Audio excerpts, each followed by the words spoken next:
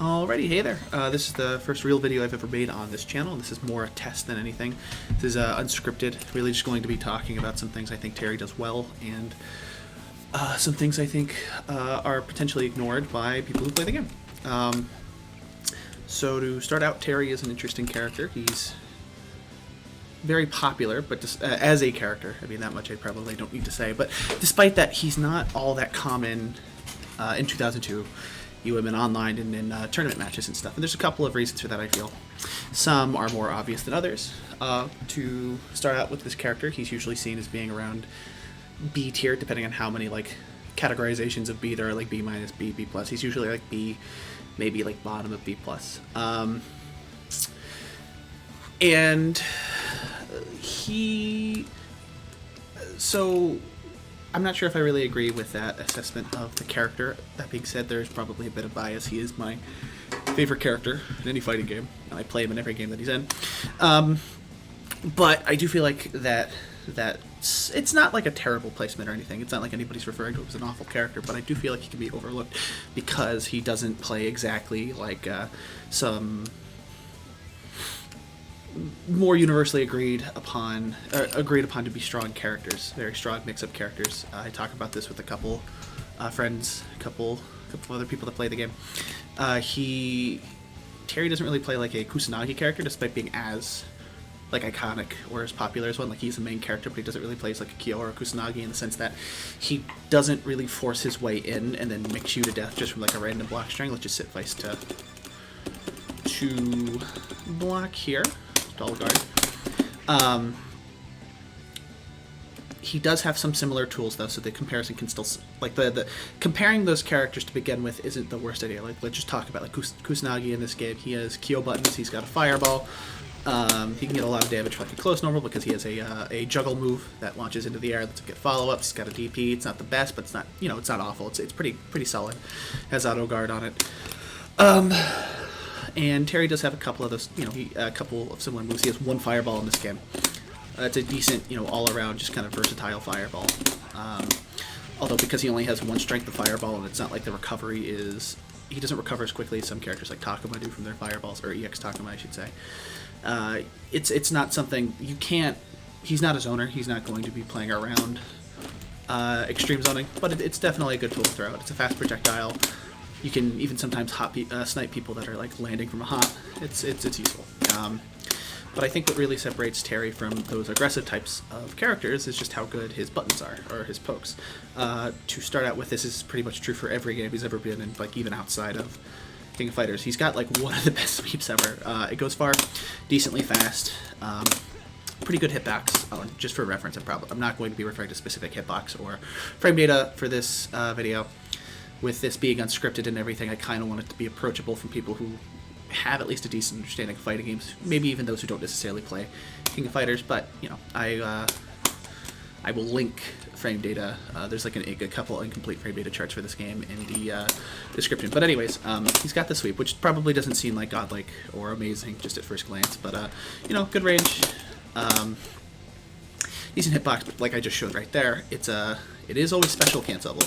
This is usually true for a lot of games, a lot of King of Fighters games. In King of Fighters 14, you can't whiff cancel it, but you can't whiff cancel it into command normals. That's something that's hasn't been in KOF in a second. I forget if you could at 13. I think you can only cancel into command normals on block, which is a shame because this right here gives, like, even if these were like the only two amazing like neutral tools Terry has, like this just lets him control mid space so well, because you can get clipped by a sweep, covers a decent bit of space. This is safe on block. This normal down forward plus C is an amazing anti-air, comes up very quickly. Pretty generous hitbox. So you can see like from right there, it's a lot. It's always cancelable on contact, not on whiff. I think in like 99 2000 it's whiff cancelable, but anyways, and you can always combo it into something. Burn knuckles like a safe option. At like max range, like right here, or the closest possible range, it is possible to punish the move. Burn knuckle kind of changes in how it works depending on game. It being punishable when used in close proximity to the opponent is pretty common, especially in like 14. I wouldn't be surprised if that carried over to 15. But yeah, he's got a lot of options. Crack shoot, it's like almost always safe. anti-airs very well, although if you're already connecting with down 4 plus C, it's either because they blocked, they got hit, or you snipe them out of the air. But the training mode in this game is a little awkward. There are ways to make better use of it, but honestly, I am not as good at doing that, so we're just going to set the training dummy to just a 4 jump, just to illustrate how quickly or how consistently this can work as an anti-air. It would be a little easier to do so with stronger buttons. In this game, it usually beats as long as you do it early enough. You can definitely react to jumps and stuff with this as well. Maybe less so like hyper hops when you're getting up, it's hard to say, but you can beat a lot of like strong jump buttons out of the air. So sometimes it will lose because I don't know where the hurt box starts, but I have just like straight up lost to characters like EX Robert with really good jump buttons like Jump D. It's very hard to anti-air with that button in that case. I think I've had some trouble with Iori as well. It depends on game and everything situation, but even outside of just anti-airing, just having that safety on block and the possibility of like, hey, maybe the sweep didn't hit, but they somehow run to the range of my down 4 plus C. I don't know how possible it would be to single hit confirm a down 4 plus C, but if you could, you can go to power charge, which is unsafe in block in this game. But it does always connect, almost always connect regardless of range outside of like weird max cancel scenarios, and always gives you that knockdown. And that's another thing I think Terry does very well in this game. Depending on the KOF game, sometimes hard knockdown is very common, like in 14, 13. Sometimes you have to work a bit more for it. In this game, it's kind of like evenly distributed across the cast. Some characters have an easier time getting hard knockdown than others. Just depends on the character. Iori is like another character who can always get a hard knockdown because of how his records work. But because you can always combo it down 4 plus C from like all of your main mix-up pressure starters, like Crouch B is amazing. You can hit it a couple of times. You usually can't get that many Crouch Bs off just because like we'll set Vice to Crouch here. Her boxes can get pretty short. While it is a good hitbox, it's not so good that you can always do that. And you don't have a lot of time to cancel Crouch B in this game. It is special cancelable though, which is interesting. It's a little harder to do, but you can combo it into his high angle guys for some decent 1-bar damage. Yeah, so it's very easy to hit confirm into that from other buttons. Then hit confirm to power charge, you get this knockdown, and you can force safe jumps. It gives you pretty decent corner carry. Even if you don't want to go for a safe jump, it's still like, hey, here's a hard knockdown, run something. And in this game, Terry has an incredible cross-up on his jump D. It's not the best in the game because you have characters like Kasumi who are impressive in just how easily they cross people up. But it's a pretty consistent cross-up. It will whiff, like sometimes if they're like too close to Terry, it's a little weird. But the fact that he can pretty consistently cross up a crouching Vice, which, for reference, Vice is the shortest crouching hurt box in the game. That's why she's like the perfect training dummy, because if something works on her while she's crouching, chances are it'll work on any other character. In regards to like combos and like setups and stuff. But the fact that you can, let's just hurt. Another thing about Terry is that his throws inflict hard knockdown, and they do that in like every game that they're in. They're pretty strong as far as throws go. You can usually get like a safe jump or some sort of cross-up mix-up. And sometimes in this game you might have to account for like wake-up timing, but it's not usually so extreme that like that you'll get killed for trying to do something that would, like with the muscle memory from timing of like doing something to Vice that you would another character. Whereas you just have to hit up training mode. I don't think wake-up timings are as extreme. The disparity in wake-up timings are as extreme in this game as they might be in like some anime games or something. Yeah, also, you know, he has hard knock. You can get hard knockdown for pretty much any sort of mix-up, like his throws, both of his, only his heavy throw, his back throw in this game, which is fine, even though it gives up the corner. The fact that you're adding a potential cross-up to the mix makes the mix-up a lot scarier. Honestly, I don't even know what side that hit on because of like the the potential character turning around. I'm not sure if it's a glitch. It's weird. This game's a little weird, but it can be very hard to gauge where Terry's coming with this cross-up. It becomes very ambiguous, and I think it's a little hard to try to set up in training mode. It might depend on whether or not they're stand blocking or crouch blocking, but there are a lot of scenarios I run into where after like a hard knockdown, you go for like the meaty jump D, and it seems like it hits cross up, and then yet despite hitting or potentially hitting or looking like it hitting cross up, Terry still ends up on the front side of the character, because you can usually get like 2 crouch Bs off. That's definitely enough time to confirm which side you're on and hit down 4 plus C. And then confirm into like high angle like I did there, which is usually accidental because you don't have a lot of time to cancel down forward plus C in this game, or into power charge, and then you can loop the mix up again. Even if you're in the corner, it's like, hey, you don't have to mix up anymore, but they're the corner. It'd be very hard to get out of the corner against Terry just because of how good stuff like, hey, this normal. It's like he'll catch a jump out. Super jump is pretty common in this game on wake up and just in general because it's like low invincible frame 1. I think when you're buffering into it, it's also a little bizarre, but just know that like it's a great like reversal and escape option. That's not really true in most King of Fighters games. But all of a sudden it doesn't even matter as much. Like even if they jump out of it, as long as you don't confirm it to power charge, like for a crack shoot or a bird knuckle, you'll be safe. A light bird knuckle. It gives them a lot of different options on pressure. And it's also really solid 1-bar damage. And, you know, so far we've already established he's got some great normals. Mostly just looking at sweep and down 4 plus C, although those are definitely his main normals. That being said, you know, his stand B is pretty good. Goes far. Can't get much off of it in this game, but hey, it's still a good poke. You can throw it out. Not sure what the exact block date it is, but it's not like it's ever punishable. You know, jab is standard. You won't be pressing jab all that often, just to like snipe like hops and stuff. You can cancel the jab into like down 4 plus C for better damage, but you could also just hit crouch jab for that, which is also fine. There's not in this game just because of how crouch B is cancelable as well. I don't believe there's much reason to hit crouch A, but I could be wrong. Let's see, stand D is kind of awful in this game. It's just really slow. Although sometimes that's kind of what you want, just like to, you know, you think that maybe after like a second or two the opponent will jump, maybe that'll catch them. It will catch anti, it will catch jumps. It's just a matter of actually hitting anybody with the button because of how slow it is. It doesn't help that you have down 4 plus C, which is just an all-around much better button. Okay. Farsi is interesting in this game. It's not, at first glance, or at least when I first started playing the game, I thought it'd be better than it is. It's not awful. It's fine. You can always confirm it in, like, power charge, because it's actually cancelable. You could probably hit confirm that if you're looking for that. A little harder to, okay, yeah, if you're too slow, it won't hit, but light power charge should always hit. It will usually hit, regardless of the range, which is great. And it will catch jumps and stuff, but it's pretty easy to low profile. Not sure the exact speed, but like, for reference, King's Farsi is amazing. That's a 4-frame normal. It's really fast. You can just press it very easily. It'll catch a lot of things. Terry's Farsi can't compare despite being special cancelable, but there is potentially more reward than a normal hit, so that's pretty cool. Terry also has very solid jump buttons. We already talked about jump D. It's a little slower in startup, which can make it a little harder to use it actively in neutral because it's not as fast as jump C, which comes out incredibly fast. It's great for just like trying to like stop people from jumping it. You just use your air. You can even air to air with it because of how quick it is. Sometimes it's better to use that for pressure. If you hit jump D too late, that'll happen. You have to hit it early. Means you have to commit to it a little earlier than you would jump C, but it's not a big deal. Jump A is pretty good. It's all right. You'd use it as it's just an air-to-air button. You wouldn't use it for anything else. Although that being said, at least I feel that jump B is better at serving that purpose. In fact, jump B is really how Terry gets around a lot of the nastier jump normals in this game. Namely, characters like Kasumi, who are very hard to anti-air for how big the hitboxes are on like her jump CD and her jump D. I mentioned EX Robert because he has very powerful hitboxes.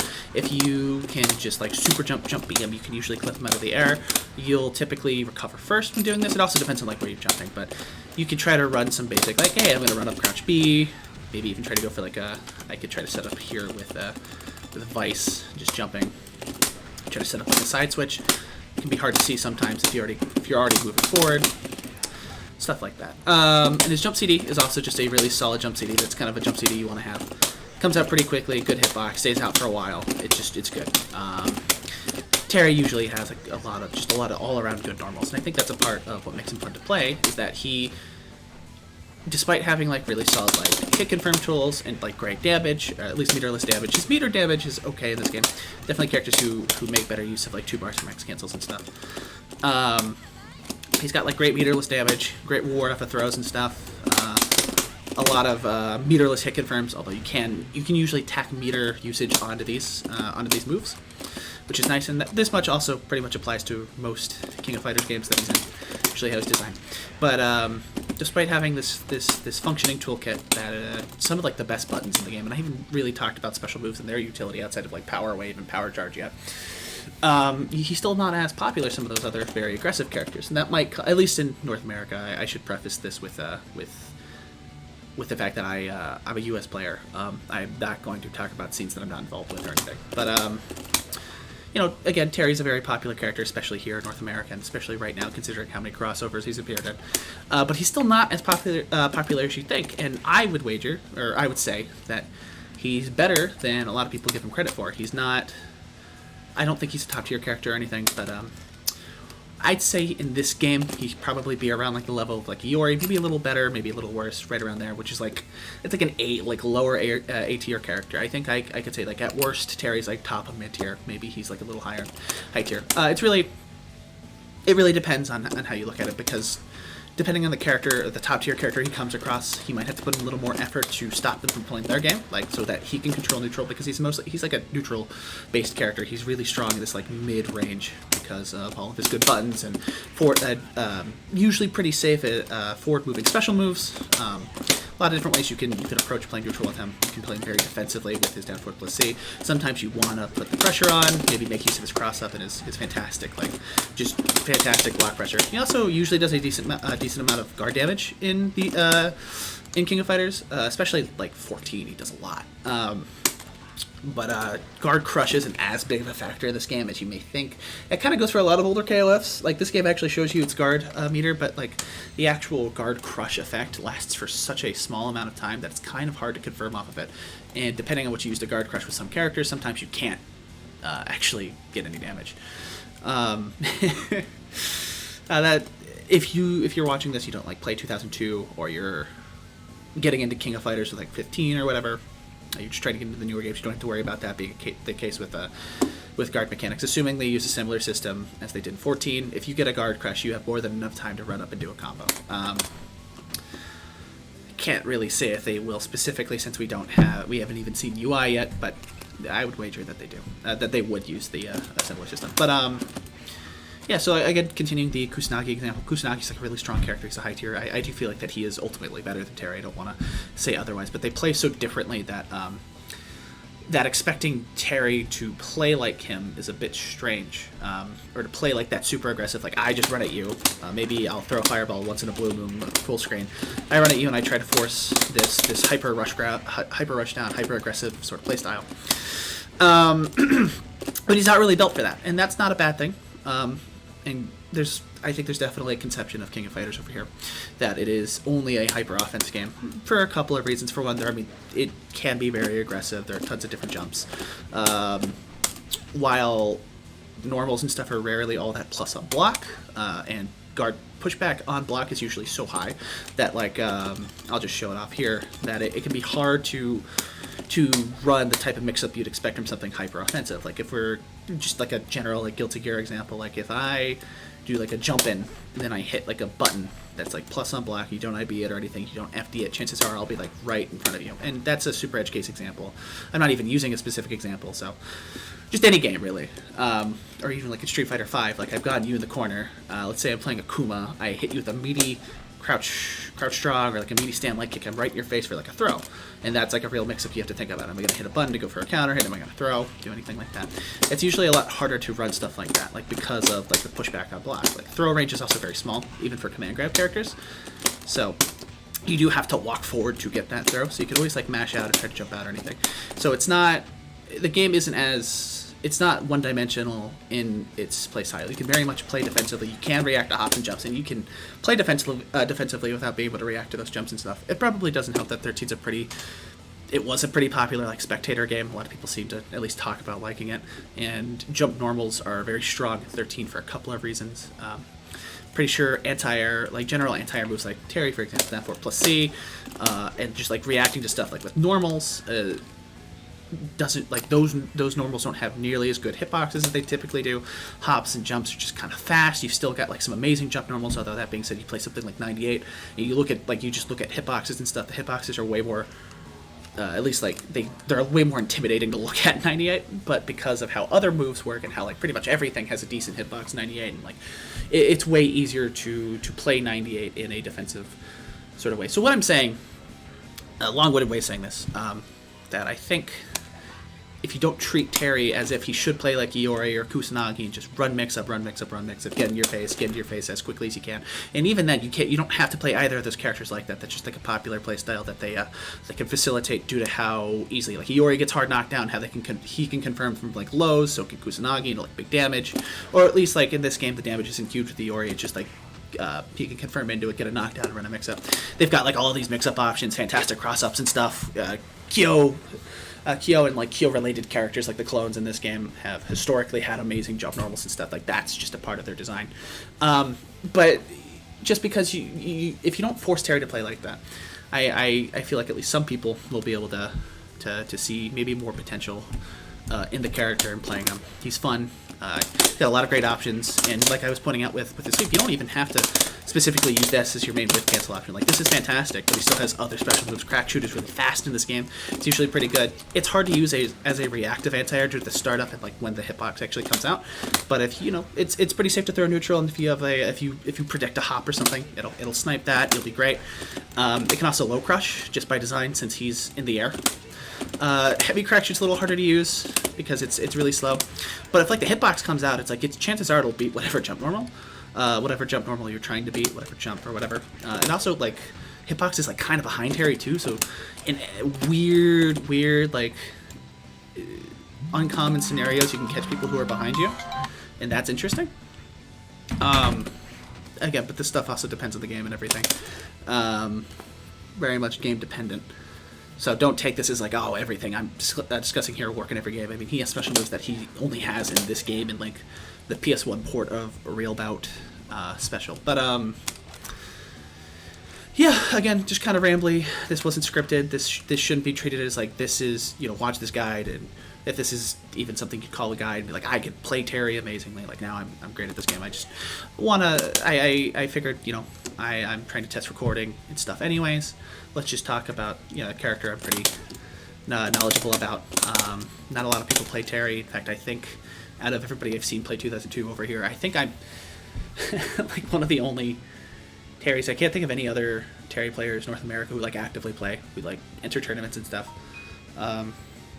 which is a shame because I think he's way better than some people give him credit for.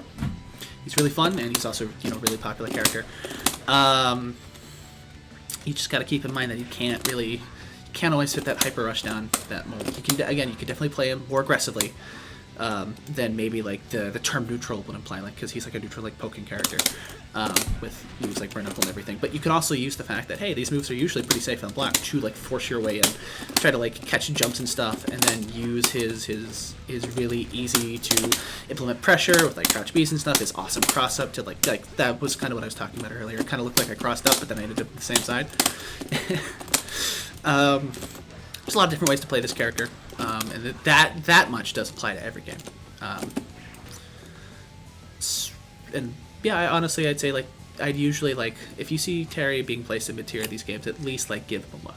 Maybe he is mid-tier in those games. You look at something like 13, I'd agree. He's really not that good in that game, although he's very fun in 13. And I think this sort of perspective could apply to a lot of characters because with how King Fighters is designed and how it's a team game, you could also just play like a weaker character than have like a team of top tiers. But there are a lot of different ways to play King of Fighters. It's not just a super hyper offense game. And this is again regardless of the King of Fighters. And I think it's really rewarding to like find like the types of characters you like, trying to do and molding basing the characters you like and how you like to play the game into like a real legitimate play style that you can like win stuff with and win matches with and improve with. Like, that's what makes King of Fighters super appealing, because of how its system mechanics work. You can make these characters play in a lot of different ways, and most characters have the tools to at least like compete, and this is again regardless of game. So yeah, pretty much the end of the video there. Maybe I'll make some more. I also play a lot of Rio.